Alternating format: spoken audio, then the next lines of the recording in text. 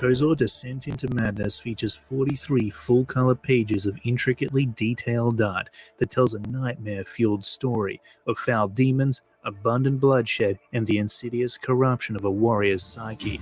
The story centers around a mighty warrior named Chief Barton and his clan of savage swordsmen who embark on a quest into the sacred swamplands of Nimla in search for the mysterious Faceless People, a race of submissive super soldiers who will balance out the odds in a ruthless war between man and demon.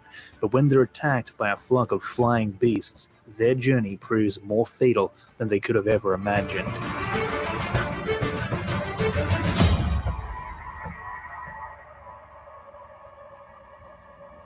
In this campaign, backers get no less than the definitive edition of KOZOR Descent into Madness, which comes complete with refined edits, additional story pages, retouched interior artwork, and new wraparound covers.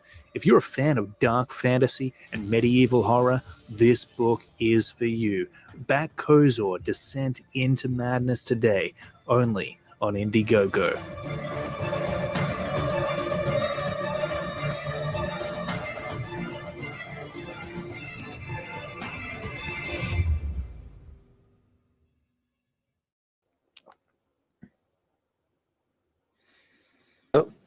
Oh, hang on. I wasn't. There we go. There it is. Hey. There's the man himself. Clayton, welcome. Good to be here. Michael, thanks for having me. We were just saying before we went live, Blue was pointing out that you have been jumping from stream to stream since, God, I mean, you were online in a stream when I woke up this morning. It was about 5 or 6 o'clock in the morning for us. Yeah, 5 a.m. we started. Wow, so, how are you feeling? Good, man. I'm on like my 4th coffee, so I'm going well. I've got a bit of fuel left. It's 1 p.m. now, still going. I'll be jumping onto our stream after this, which we're running on our channel at the same time. Basically, hopefully everybody in Comicsgate has heard about KOZOR at this point. Poor Rob, huh? I've been working. I said to him I might be able to jump back on because, I was on there with you briefly this morning, and I haven't been able to. I've just been too busy with work. But I just kind of popped in to see how it was going. And, he was struggling a little bit with trying to find things to say by himself. He was by himself. But, he's plugging along. He's plugging along. Yeah, he's a good man. He's helped us out a lot in organizing this campaign. Without his second pair of eyes, we would have missed a lot of mistakes that we made along the way, from spelling mistakes to just making sure all the rewards were in check and that we hadn't missed anything.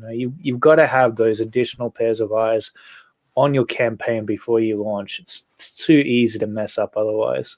Yeah, he looked over mine beforehand as well, and I'm so thankful that he did, because he pointed out a couple of big things that I'm so glad that I took his advice on. Just made everything so much cleaner, simpler, and easier for me as well. So getting people on this show, I do see campaigns that could have had a bit of a Arnold touch. Maybe he'll be the resident, the checker of these things. Well, he's got his little he's got his checklist thing that I think everyone should download off him. If you go onto his Twitter, he's got that available. Absolutely. But we've got some people in the chat here too. They've been hanging out, waiting to see the man himself. So this is one half of the Barton brothers. There is another one. It is. Who's the more handsome one? If you ask Rob Arnold, he'll say Corey is the more handsome one. I'm a little bit worried for Corey every time Rob says that, but I mean, he's got a bit of bum fluff though on his face. You've got more of a manly beard, but you are the older one, so you have an excuse. Yeah. Wait, Corey's bum fluff. Is that not a saying in America? Well, trying to listen to you, I think bum as in what you sit on. Yeah, like a fluffy. It's not thick and coarse and manly. It's more fuzzy and wispy. All right, I'm just gonna leave that alone. we really need a different phrase, don't we? When No, you think about no. it. No, let's not think about it. Australian phrases, we need to spread them around. And that's what We do. Australian CG is doing. It is, yeah. Australian got- CG is going. Oh, we're going taking strong. over, yeah. We've got Rick Saylor in the chat. He says, "Hey, Michael, what did Mo say? Michael's getting complacent now. From now on, if he's not early, he's late." Well, we think that's established now, isn't it? Blue, you were in the chat too. Oh, Chaotic Neutral is here. He says, "How chat?" He says, "How the sexiest chat." Well, it is now that Clayton's here. Thank you, Michael. Average is going up. Yeah. Yep. Wait, that was creepy. Sorry, Clayton. It's okay. I don't mind. Clayton is totally out of it. I know exactly the position he's in right now. He is glassy-eyed, running on adrenaline. He has no That's idea what it's what's about. going on right now. Yeah, that's what it's about, man. VIP is here. He says, "Hail." Mo Big says, "Wow, congratulations." Was that for me? Oh, because I started on time. We have an ongoing thing here, Clayton, where Mo pretends that I'm always late, when in reality, I'm always on time. But he likes to pretend that I'm late, and he makes a bit of a meme out of it, and we love him for it. Actually, I thought that Awesome. congratulations was for Clayton for getting 4 times funded in less than a day with 92, maybe 93. I'll refresh backers. That's where I thought that was directed. No, 92. definitely not. No. and you know, for this whole hour, we're claiming any new backers on us exclusively. Do it. No one Go else ahead. gets to claim any. So anyone in the chat who hasn't backed yet, do it now so I look good, please. Yes. Newbie Comics is here. He says, "What's up, comic community?" Well, what's up is KOZOR, and we're going to get stuck into that real soon after we say hello to everyone here. Antoine says, "Bum fluff means a plump bottom." No, not quite, but close enough. Yes. There you go. You look at Mo. Yeah, I think people were predicting I would die of shock when Michael started on time. Hey, I had to start on time because Barton is on a strict timeline here. He needs to be places because they're doing this thing where they've got, because the Barton brothers, Clayton and Corey. Corey was looking like he was falling asleep earlier. This is all new to him. Has he been going around to other shows, or has he just been hanging out on the How to Draw Comics? I'm kind of the mouthpiece for KOZOR. That's my position and role that I'm playing. So I've been doing the rounds while he's been hanging out with Rob, and we've got a bunch of guests over there at the moment. I just saw John Malin on there before. So nice. It's, we've had so much incredible support from everybody in Comicscape for our first ever launch. And I couldn't be more humbled. It's absolutely surreal to get this level of response on our first day out. Well, you did the legwork. You set up the ground game, and that's what you need if you're going to have a successful campaign, isn't it? Absolutely. I was the first stream. Sorry, yours was the first stream I ever went on. And so you've been streaming a while now, and you were already kind of dropping hints that you had a book coming out, and you've got your channel, you got multiple channels, you've got your YouTube, you've got your Facebook, and you and Rob started doing how would you call that? How would you describe that show that you guys do? We do a couple different shows. We have a creator spotlight where we bring on creators such as you, Michael, and showcase their books, talk about the creation of it, and really try to give our viewers an inside look into what goes into making a comic book. And then we've got the Rob and Clayton show, which is, just talking about random, interesting things that intrigue us. Sometimes we're talking about aliens. Sometimes we're talking about conspiracy theories. Sometimes we're talking about the comic book industry. We try to keep it fun and mix things up a little bit there. All three we've of had those some are the same thing. Yeah. Well, yeah. Basically, weird stuff. Yeah. We've had Dan Frager and John Malin on for drawing demonstrations as well, which has And just RT been Bear. awesome. RT Bear, yeah. One And of our they're all favorites. great guys. Yeah. Awesome people. And so usually I ask the guest, you know, to give a little bit of a description, but I'm going to try and describe what I know of you at the moment, because I do know you a little bit through our interactions. So you teach how to draw through your website. Yeah. So howtodrawcomics.net has been going solid for about it's got to be almost 8 years now, and I started that website a long time ago because at the time I was teaching at various universities and TAFEs around here in Melbourne, Australia, and I wanted to take what I was talking about in the classroom online so that people could rewatch these videos over and over and over again. And my goal was to create the ultimate resource for anybody who wanted to create a comic book. That's what howtodrawcomics.net became. 90%, maybe 80% of the content that you're going to get on there is completely free. And then we've got a premium selection of courses as well.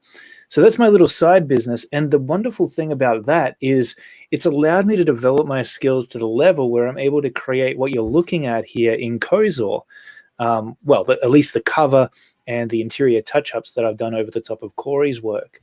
Mm-hmm. So it's been a wonderful journey. But now, after seeing you guys put out such inspiring looking comic books, I think the time is right for the Barton bros to get themselves out there and do some of their own comic book projects. Yeah, well, it comes to a point, doesn't it, where you've got to kind of put your what's that saying? Your money where your mouth is. Your money where your mouth is. I was thinking, for some reason, I had foot in my mind. I'm like, that ain't right. Foot and mouth? No, that's a. I was thinking where your tongue meets the road, but no. Yeah, I think your money where your mouth is. Let's not lick the road. No. The rubber meets the road. Yeah, and well, you've done it, haven't you? I mean, this is the first step. Well, the first step was getting the word out. You guys have been sharing this for months now, building up that mailing list. And now it's time to get a campaign. So this campaign is gonna go 60 days, because we know that you follow the prescribed Rob Arnold method of campaigning. We sure do. It's a recipe for success. Yeah.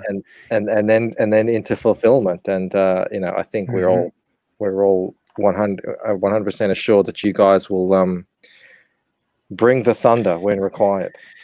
Yeah, man. Look, here's the truth. KOZOR has actually been done for almost 3 years now. But it's been sitting on Corey's shelf in a plastic slip folder for all that time. And I said to him, look, man, this is a really cool comic book. We should do a campaign for it. Like, people would dig this stuff. Mm-hmm. He was a little bit apprehensive because the artwork was done a few years ago. He felt like he could do better. And I said, look, dude, what if I just go in over the top and I touch up all the artwork, the line art, the colors. I'll do a brand new wraparound cover for it, really spice things up. And then we'll run a campaign for it. And his apprehension soon turned into excitement after I gave him the pitch.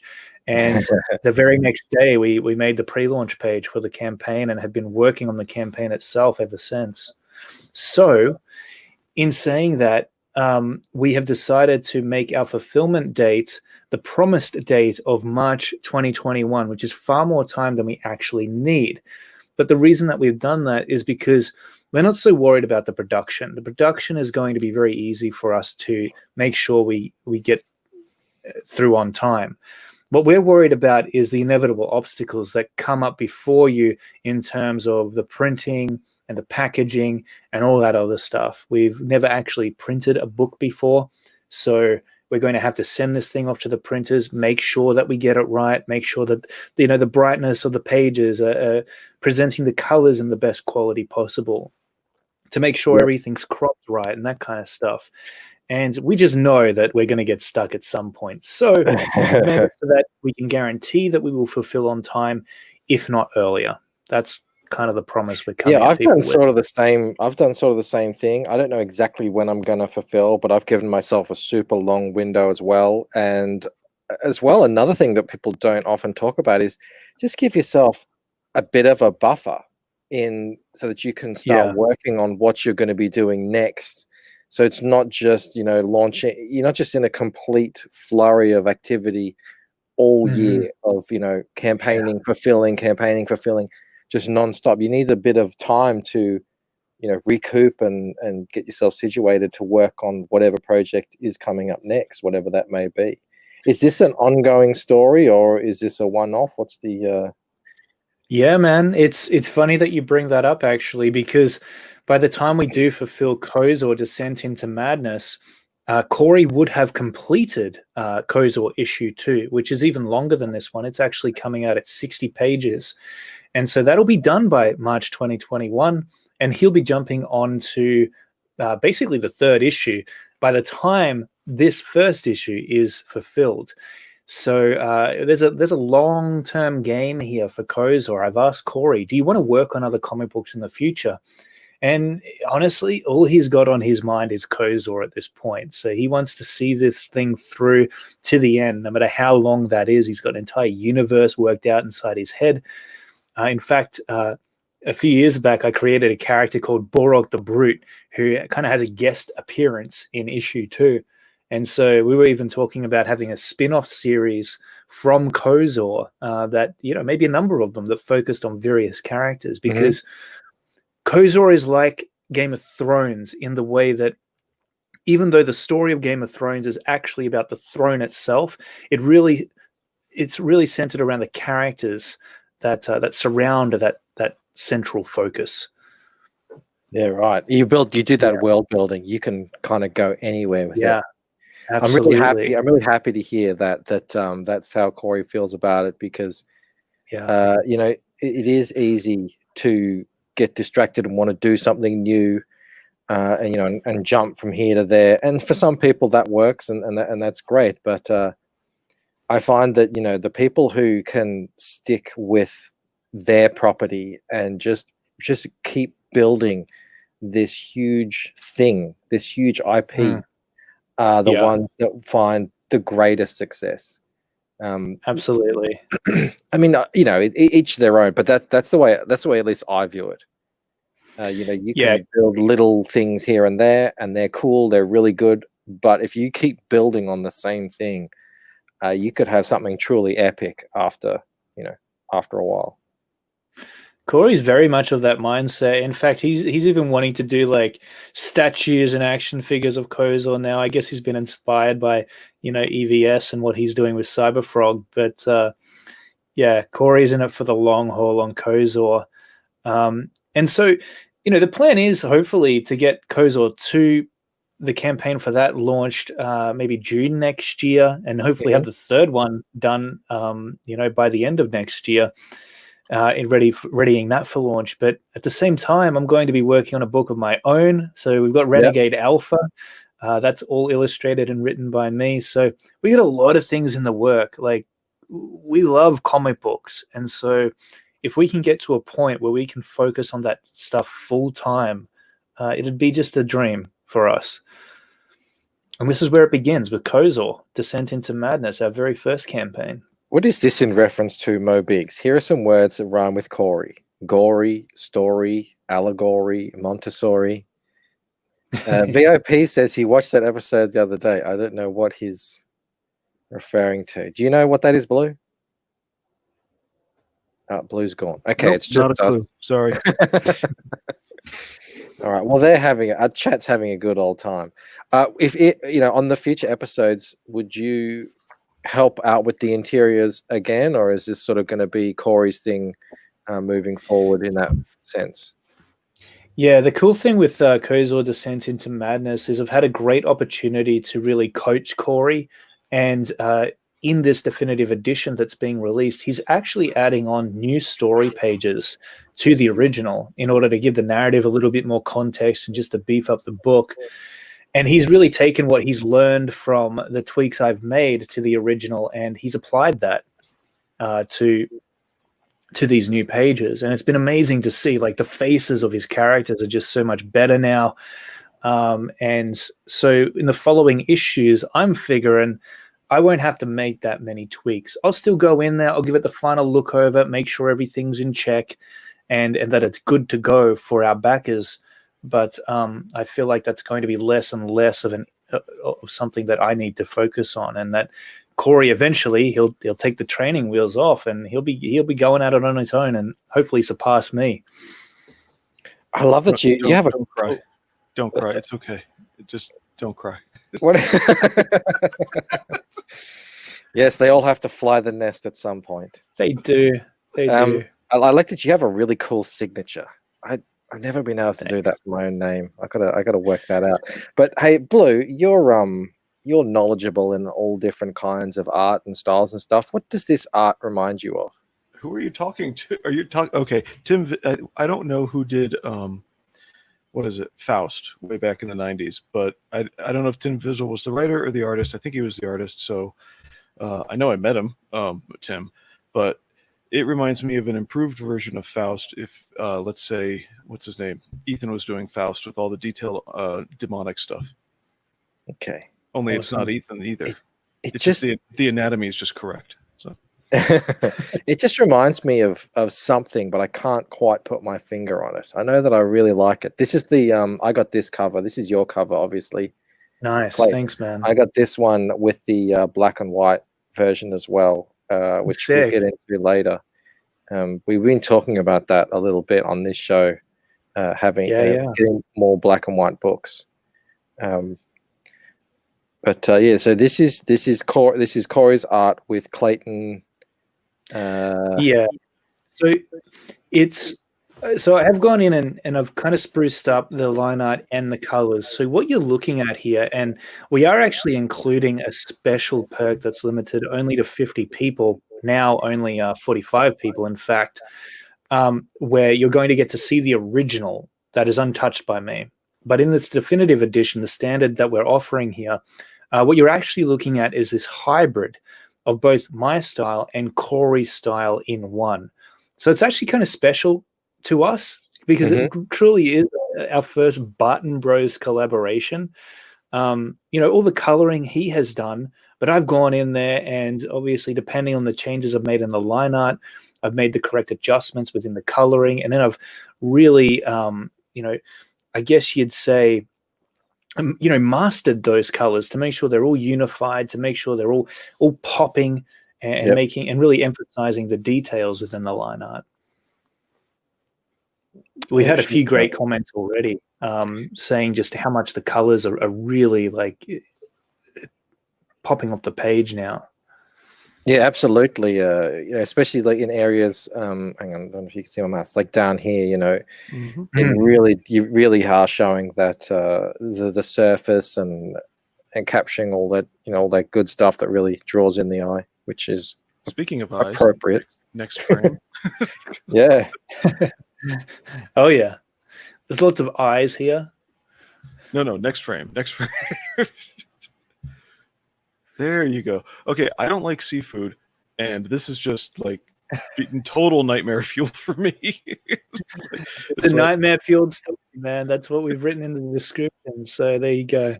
Yeah, I am inspired to think of, it's all the seafood I don't want to eat. Octopi, crabs, all that. Yeah.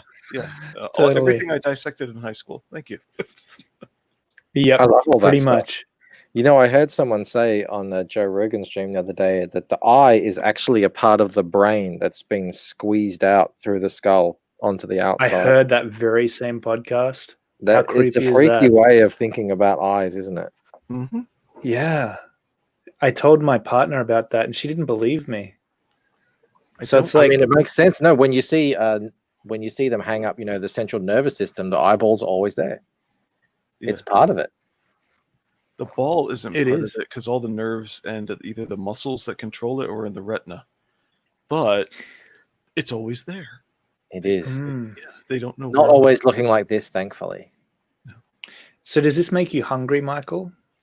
I could definitely go some crab or some more important. I like some lobster. That's my thing. I mean, they're very expensive, so we have it kind of like once a year at Christmas, if we even do. Yeah. But this reminds me of a thing. If we're really going to go down the horror route of those tumors, you aware of those tumors that exist, that people can grow things on parts of yeah, their they're body, fucked like up. teeth or Oh, eye-like things. What are they called? It's got a weird name. Maybe someone in the chat knows it. It's called a something tumor, and I'm not. It's Don't a Google horrible it name. unless you really want to. I mean, okay. I actually like googling it, but So you know. it's a tumor based on a undifferentiated cell or a stem cell, and this is just off the top of my head, differentiating into a specific tissue that's not in the right body part. Exactly. So you'll see like a foot with teeth on it and stuff like that. Mm-hmm.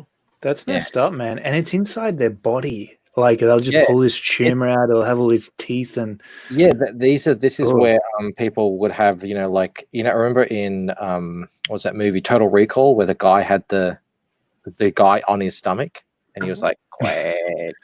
There you go. Of Yeah. course, Antoine has it. I mean, he obviously he pulled that straight off the top of his head, as we know Antoine does. yeah, I think it's a teratoma, Yeah. something like that. Yeah, so that's what people have kind of like equate it to that, where you can actually have something that looks like a face growing out, you know, your back or something like that. It's Messed up. This is what this reminds me of. It's a good comparison, yeah.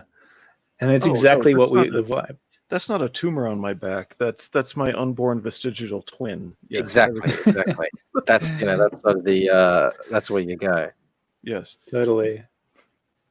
Jim Cox says you'd be the life of the party with stuff like that. Everyone's talking about, oh yeah, I've got I've got a bit of a webbed thing. I've got this and that. Oh, I've got a face on my back. yeah. Look, it has a Top beard. that. Yeah, okay, here's what we're going to talk about. The colors on this page, they just, really doing great job telling the story with these purples and then leading into the reds and everything like that. Just really, really intriguing stuff. But later on, we're going to see the black and whites of this. And, just as, valid in there, but in a different way. Yeah, absolutely. And this is your brother's variant cover. Yep, this is Corey's variant cover. As you can see, there's a very H.R. Geiger type feel to this one. Mm. And that guy there, I mean, he shouldn't be that upset. I mean, he's got these lovely ladies half naked surrounding him. He should be happy. Oh, dude, you're going to love this book. Just wait until you see where it goes. They're holding down a skinned man. Whoa. Yeah. Well, he's not looking too healthy. That's for sure. Maybe that's why he's unhappy, because he doesn't have eyes to see those boobs right in front of him. Maybe. Maybe. I'm sure that's it. Definitely. And you'll see, man. Like the second issue is even more messed up than this one. So Corey's awesome. This is why I wanted to get this book out there, because it's not just the artwork that's epic; it's the actual story itself that I really got drawn into. I was surprised too, because you don't really ever think that your little brother can top you in anything. I don't know if you guys have little brothers, but I do. But thankfully, no, they haven't. He hasn't written a story yet and made more money than me on a campaign. There might be some. Totally. What page did he draw you in on? Me personally. Never mind. You said he drew you in, and I'm taking it. Oh yeah, I get you. I see what you did there. Moving on. Moving on. Okay, so here we go into black and white. Now, this is what we've been talking about. Now, there's a guy out there. He's called Boogiebot Comics. He's making a book. It's coming up. It's in the drawing process right now. You might want to check him out. He's drawing a book called Robert. His inks are phenomenal. They're really stunning. Just the black and whites. Now, he's doing a colored book as well. And I said to him, man, you have got to put out a black and white version, because someone like me, I don't actually draw the black and whites with the intent that they're, supposed to tell the story in the way that it does with the colors. I rely on the colors because I know in the back of my head as I'm going that, okay, I'm going to be using color here to add depth and all that sort of stuff. Whereas in this book, the black and whites really do, tell the story by themselves as well. Totally, yeah. And you really get a sense of the drama as well when you're looking at just the blacks and the whites. I think that the colors are beautiful in this book. Don't get me wrong; like that really does help to establish a mood. But we wanted to include this black and white line art version as a complement almost, because we feel like it really does shine a spotlight on all that detail and all that intricacy that Corey has put into the inks. Yes. So, because that does get lost in the color. It doesn't matter how light of a touch you take, it will get lost. Some of that really fine detail will get lost. Totally, man. Well, with these pictures, hello. With these pictures, you get lost in the art for certain. I mean, there's so much going on. You guys are killing it as far as style goes with this book. It's fantastic. This is Comicsgate kind of pushing the books forward a bit. So, heck yeah, man. Yeah. It's also taking comic books back a little bit in terms of, I feel like this is stuff that we kind of used to have and has sort of been 100% left by the wayside. In, people prefer to just do kind of quicker things, more cartoony stuff. The CalArt style has taken over, the Tumblr style or whatever. And even now, with the really best artists, say some of them at DC, they're not doing stuff like this. This has no way. feel that is it's definitely otherworldly, isn't it? Absolutely. And when you talk about what we used to have, I mean, you look at like Conan the Barbarian and some of those old professionals, and the movement and style that they had with the artwork made it so that you were always watching the artwork instead of just trying to get through the story. And I mean, that's just something that, like you said, Bancroft, it's been lost a little bit in what we're doing. Yeah, well, maybe it's because back in the day, if you go pick up an old comic, the colors were pretty much just flats. So you really did have to rely on the line art to give all the depth and movement and story. Yeah. Whereas now, because the coloring, there's so much that goes into the coloring nowadays, it's changed the way people do line art. Yeah. Very much so. And, as Smiling Bandito said, the thing is, when you're looking at this artwork, it just draws you in. And I feel like because of that, it becomes more of an engaging experience for the reader. Like they stay with the book just that little bit longer, because you can really get lost in it, and you can just look at it and see more and more information the more you become intertwined with that artwork. So yeah, man, it's one reason as to why I can't bring myself to simplify my style down into something which is a little more manageable than this. Don't do it. You don't have to now. The reason why things got simplified down is because they had to pump it out. You had to pump it out, and you had to pump it out because the only way to get distribution was with through the distributors, through the major publishers, through the direct market. That was the only way it worked. Well, it doesn't. You can circumvent that whole thing now. And we can 100%. Take the more European method, which is premium, high-quality books with, and I think we're kind of gravitating towards that. If you look at the European art that's out there, it's of this level. And yeah, absolutely. And they're sustaining themselves just fine. Yeah. We're really going to head to Europe. We're going to end up with much bigger books twice a year. People love seeing this stuff. Any comic book reader is going to be entranced by detailed, intricate-looking visuals that pull you into the story, because that's why we love comic books. Like, it's a visual medium, right? So the visuals, they've got to be great. They've got to leave an impact. They also have to have a voice. It has to capture the artist's voice, and that voice should be unique and distinctive. You should be able to tell, okay, this is a Corey Barton book.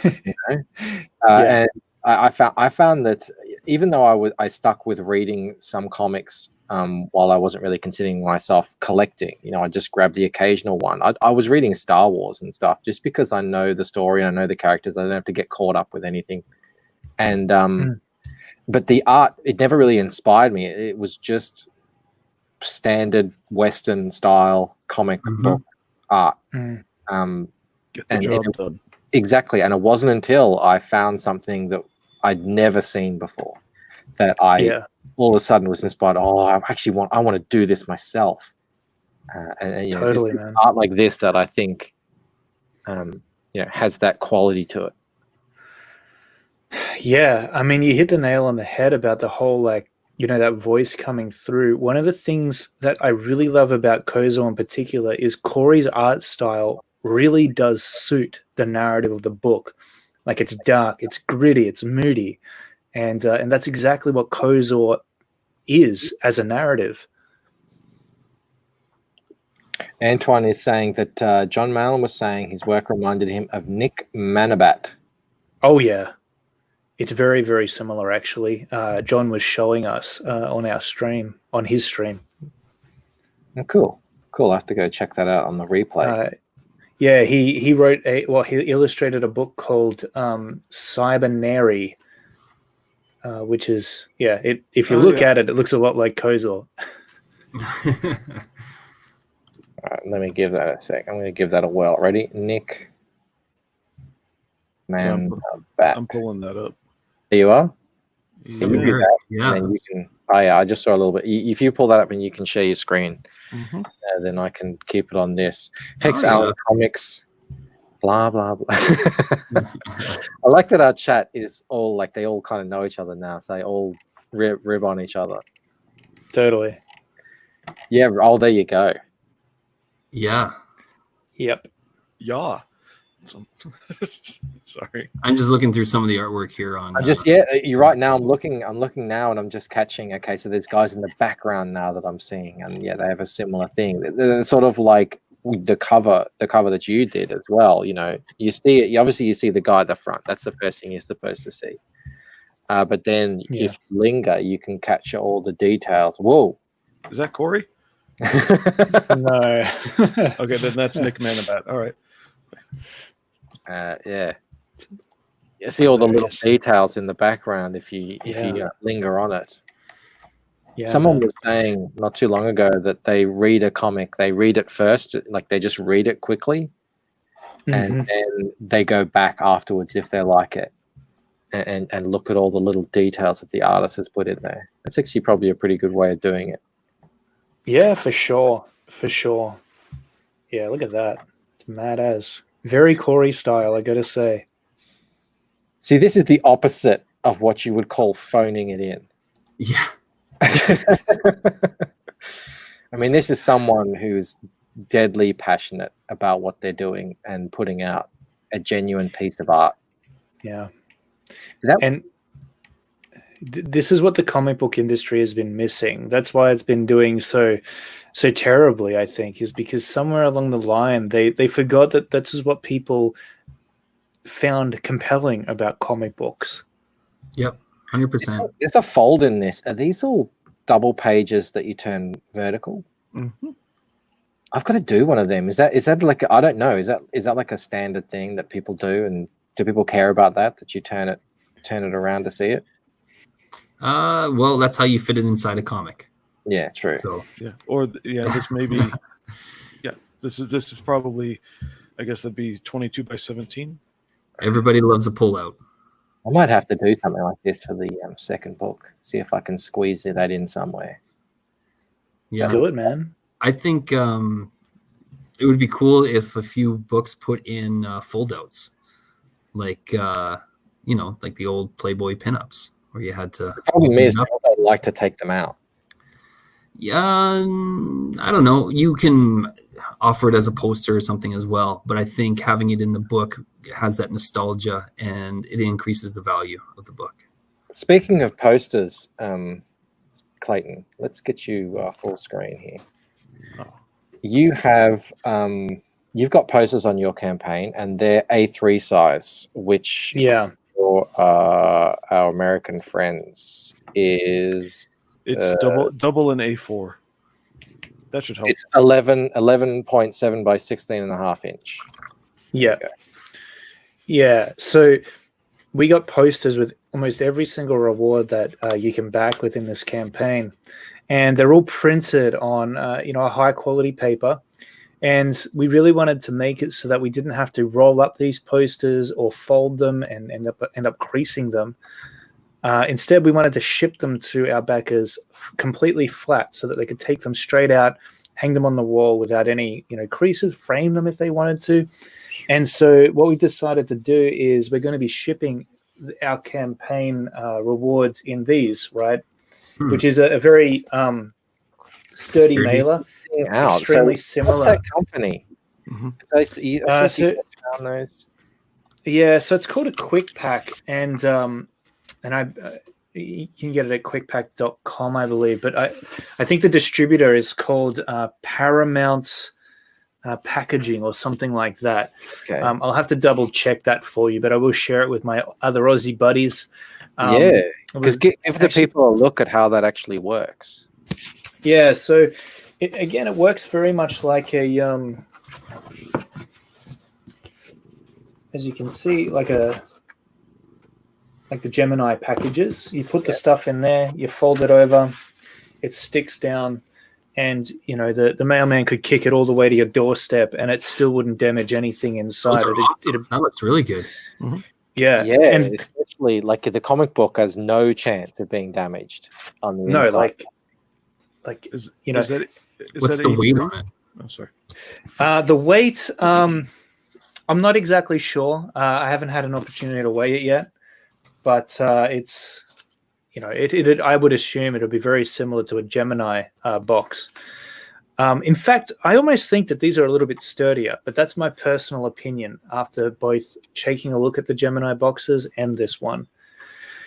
But the really cool thing about it is they come in that A3 size, so we can get those big posters placed into these packages and not have to, damage them by folding them up. Now, I've just gone and bought myself a manual folding machine. The fold looks incredible. It really does. It's clean. It doesn't damage the print at all. There's none of that white little damage. But now I'm seeing this. I didn't know that these things existed. Antoine is saying, share that with Michael. He wants his flat lucent poster. The poster that I'm printing. Get this, Clayton. Say I want to print like 100 posters. It costs. It's really not that much to get them folded. It's $400 extra. What? Yeah. Yeah, well, I mean, think about it.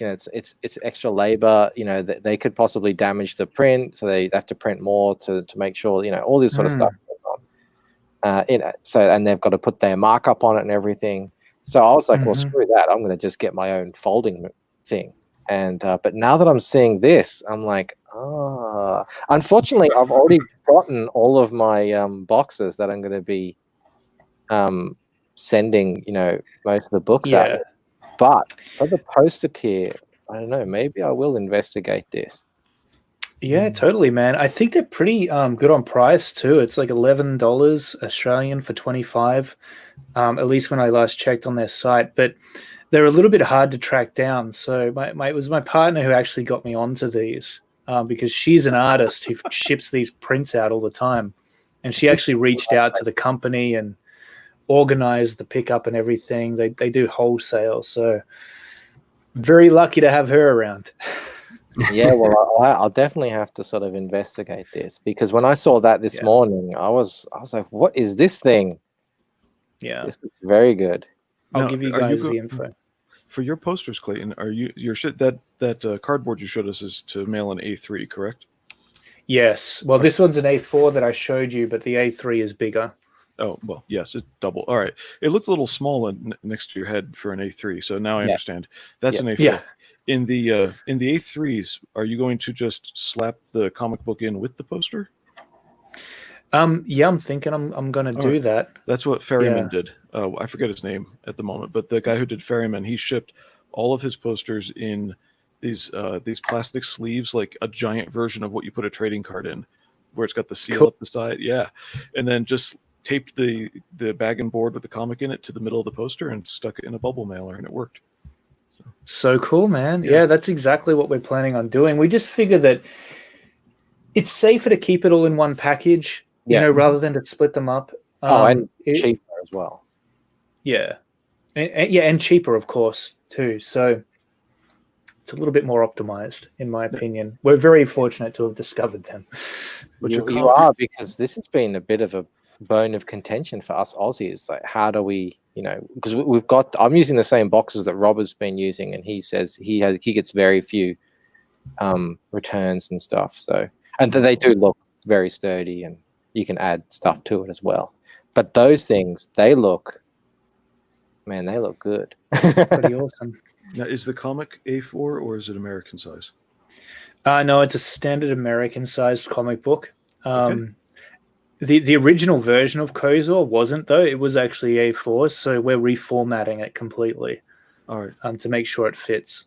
Yeah, I just got 4 Aussie comics in the mail, and shockingly, they were A4, and it was enormously heavy. It came in at 2 kilograms and a 2K mailer. It was like, holy cow. Really? Yeah, because it was like 100 pages. They print on a really thick paper too. Yeah. Blue. I think it's too thick. Just Oh, yeah. hand feel. But anyway. Yeah. So, to American sized comic, non-American sized poster. I like it. Yeah, well, we wanted a nice big poster for you guys to show off that artwork. And as well, especially if you print here in Australia, there's the standard A3, A4 sizes, because they are so standard. They're, that's kind of the more cost-effective size, usually. Yeah, absolutely. You can get all 3 editions plus all 3 posters for, and at the moment it says 97 US. So 135 Australian. And all the comic books are signed as well by both Corey and I. Excellent. And you're putting out a digital version as well on the PDF.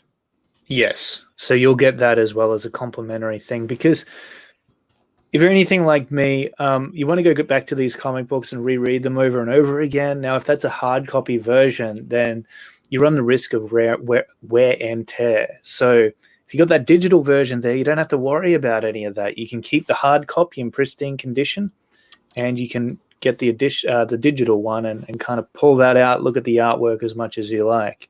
Or you can just buy 2 copies. True. Damn, that guy does not miss leg day. Oh my goodness. No way, those quads. No. Yeah, this is awesome. I'm glad that you've got something a little bit better for shipping. Like, that sounds like this should be CG standard. So thanks, man. At least for Aussies, yeah. I mean, the Gemini mailer is really cool. And we definitely wanted to find something that was equivalent and appropriate for a comic book and everything else we wanted to ship. So, yeah, just very lucky to come across that. Yeah. So then you've got the definitive edition, 25 US. That's with your cover on it. Then there's you get an A4 sized poster with that one, by the way. Oh, goodness. The digital version, signed. Look at that. And the book is, what did we say, 48 pages. So it's 48 pages. The size of a normal comic book. Yeah. And you were saying earlier that's going to be your first stretch goal, probably, is to get it perfect bound. Yeah, that's our first stretch goal. Is if we end up getting to 10K, we're going to get it perfect bound. We've got a bunch of other really cool milestones as well, including if we get to the amount that we need to get to for that milestone to be unlocked, it'll be a 22-page preview of KOZOR issue 2, which is basically a standard-sized comic book in and of itself. That's so crazy. We'll see, though. That one will be a far way off, but we'll be very happy to do that for you guys if we manage to get there. That's awesome.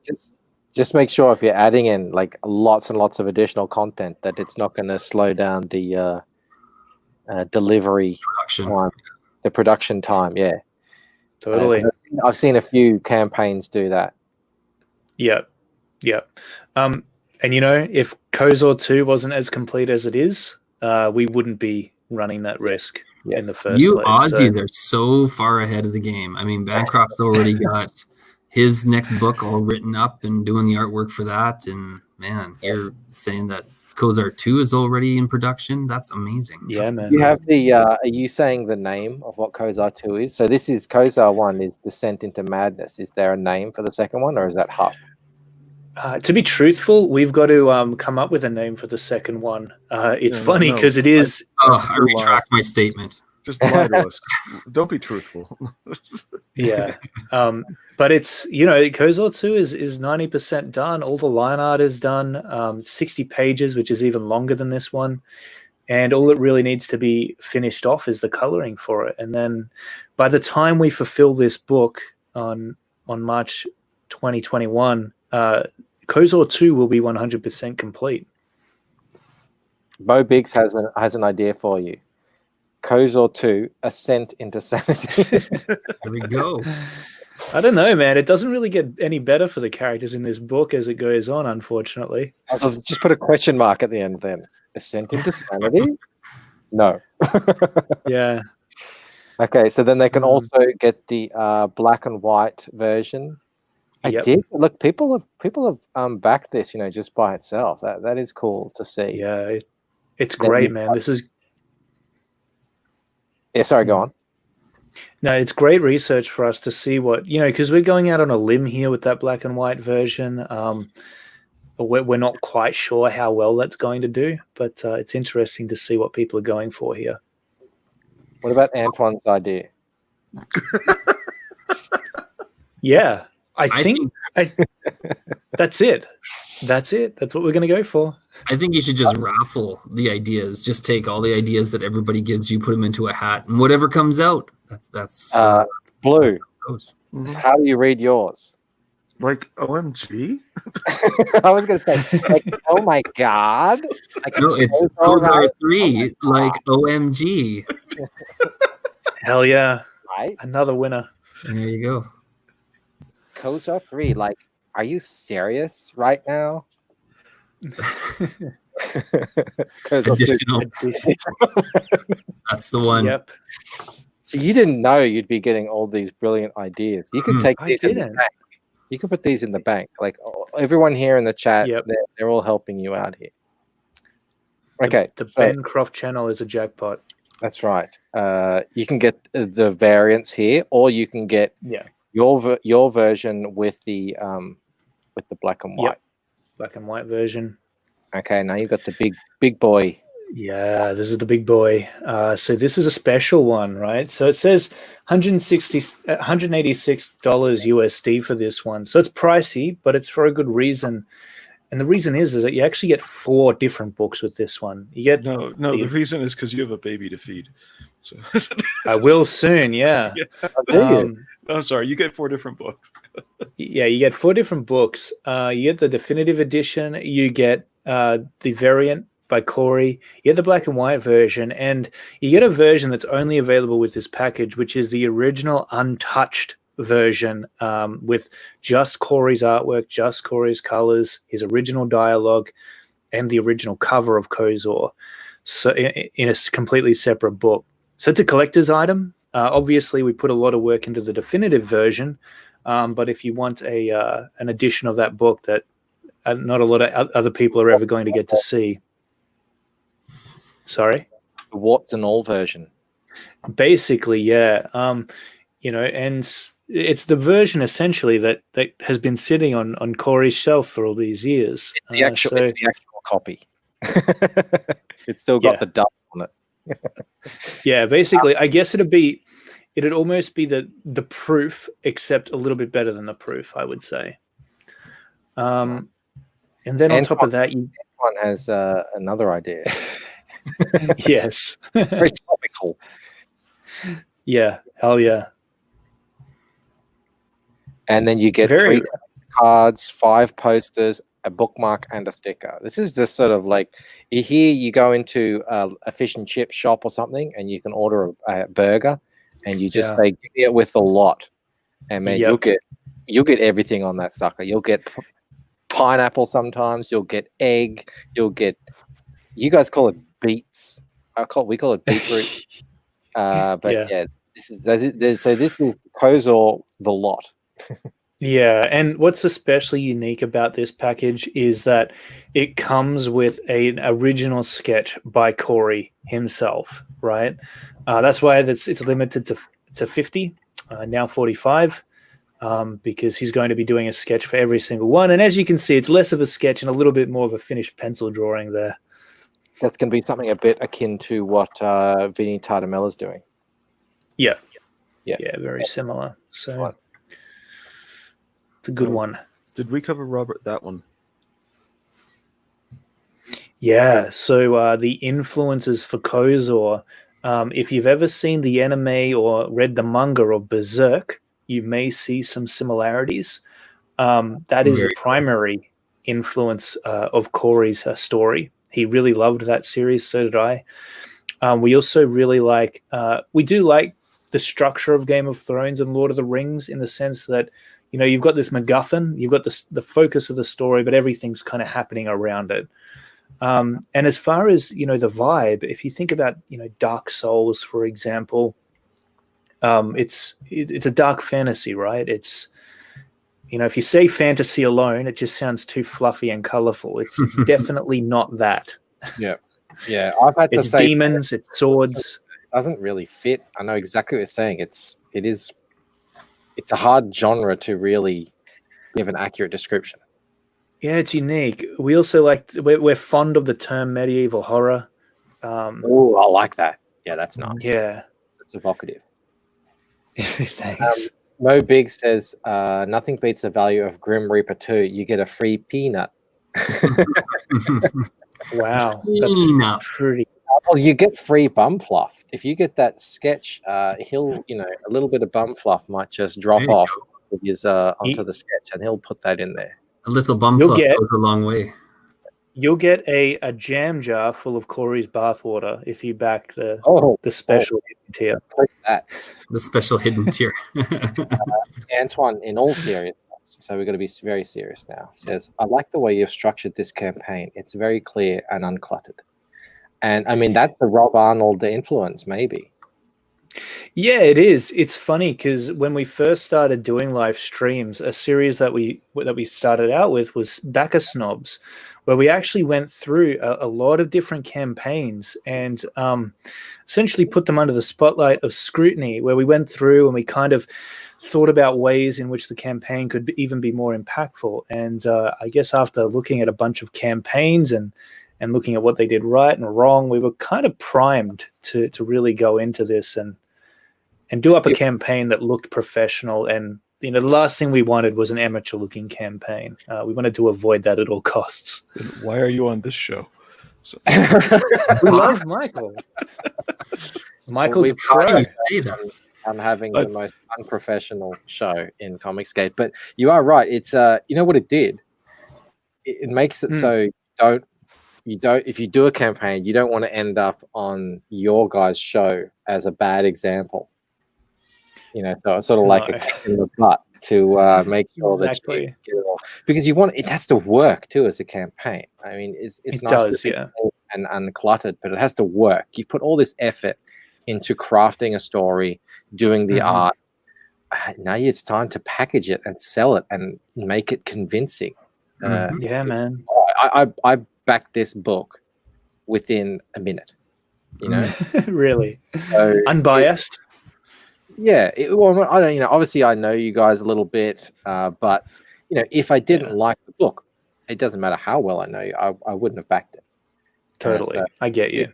Testament to the package, the complete package that you guys have, you know, worked on and put together here.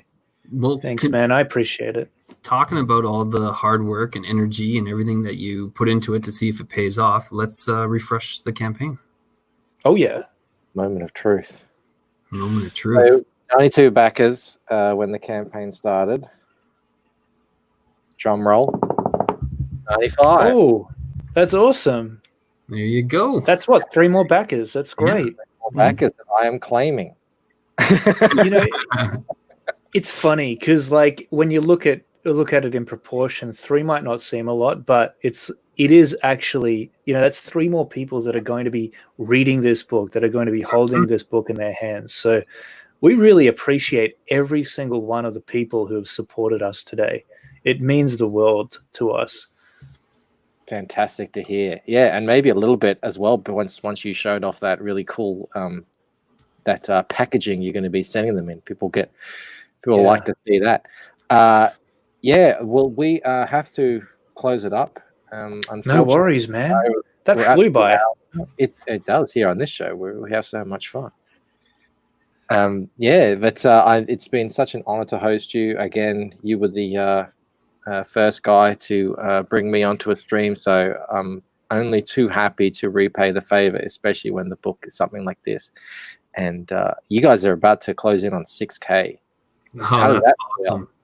Man, it's stunning. Like, I can't describe the feeling to you. I'm not really a super emotional man, but I gotta say, even this is starting to make me go, shit, like, we did okay today. Yeah, you're gonna keep doing okay too. Absolutely. Yeah, I think so. Now prepare for the Flat Valley until 30 days from now. No, that won't kick in for a couple of days. We're not slowing down, man. We're going to keep going hard. Down.